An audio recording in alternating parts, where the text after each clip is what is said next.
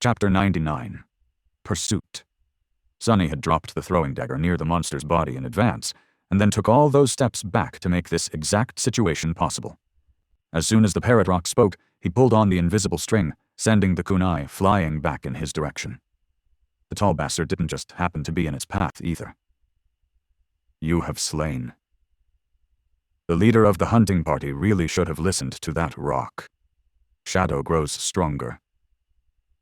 Before the sleepers even had time to react, Sonny was already moving.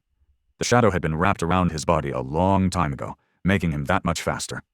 Summoning the Midnight Shard, he fluidly slashed at the nearest enemy, severing the man's arm at the elbow. The blade struck right between the vambrace and the cooter of his enchanted plate armor. To Sonny, these people we slow and clumsy, their power level and technique severely lacking. He had already been more experienced than them after the harrowing journey through the Crimson Labyrinth, learning how to wield the sword in combat from Changing Star herself. The 3 months he had spent hunting and surviving alone in the Cursed City only made the gap that much wider. Despite looking like easy prey, Sonny was anything but. However, he wasn't foolish enough to challenge all 5 of them. People might have been weaker than nightmare creatures, but what made them really dangerous was their unpredictability. Each aspect was unique, arming humans with a formidable arsenal of inexplicable abilities. Facing something you couldn't understand was the surest way to end up dead. With his advantage of surprise gone, Sonny decided that it was time to retreat. Turning around, he jumped out of the circle of light and ran. It was really hard to pursue someone who could see in the dark on these narrow streets, so there was a real chance of escaping unscathed. However, the kunai was still attached to Sonny's wrist. Sliding out of the dead leader's skull, it fell to the ground and clinked loudly against the stones, then jumped a few meters away and hit the pavement again, creating more noise. "Get the bastard! He killed the chief!" Following the sound of metal striking against stone, the sleepers lunged forward, following in Sonny's footsteps. What a persistent bunch. Even the guy who had lost his arm was on his heels, either having a way to stop the bleeding or simply unwilling to let the attacker escape, even if it cost him his own life. This part of the city was Sonny's hunting ground. He knew every nook and cranny of these streets like his own 5 fingers.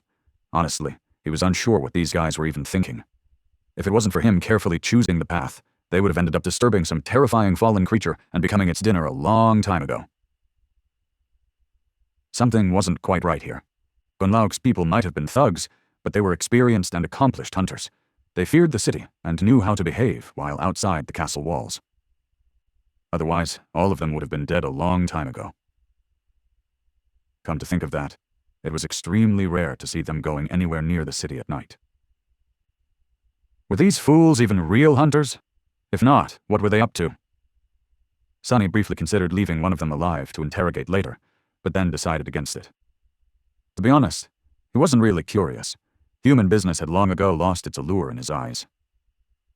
He had much more interesting things to do. Finally reaching his goal, Sonny lingered on the steps, pretending to be in a panic. The 5 sleepers were once again able to lay eyes on their victim. The scrawny kid was hesitating in front of the entrance to a large ruined building, fear clearly written on his dirty, pale face. It seemed as though he didn't know where to go, afraid to run into a dead end.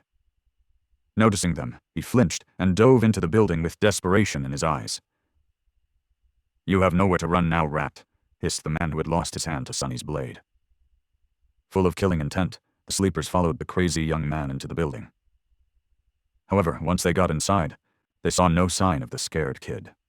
The only thing they saw was a simple rock lying on the floor. As the one-armed man belatedly realized that something was wrong, the rock said in an ominous tone, "Say goodbye to your lives." A second later, a massive silhouette stepped out of the darkness. The man's eyes widened as the figure of a regal knight clad in a menacing black armor reflected in them. The creature was more than 2 meters tall, his gothic armor forged from a lusterless anthracite steel. Every part of the armor was decorated with intricate engravings that told a tale so horrifying that anyone would go insane from looking at them for too long. The helmet of the Black Knight was crowned with curved horns that might have been wings once. In the narrow fissure of his visor, 2 ghastly red flames were burning with indescribable menace. Before the sleeper had time to react, A heavy black blade fell from above, effortlessly severing his body from head to groin, cutting through flesh, bone, and armor with similar ease. A torrent of blood surged to the floor. Climbing onto one of the supporting beams of the ruined cathedral, Sonny sat down and looked at the slaughter that was happening below. The bastard is in a really bad mood today. Well, have fun. Sometime later, as the echoes of screams began to fade away, he sighed and counted the corpses lying on the distant floor.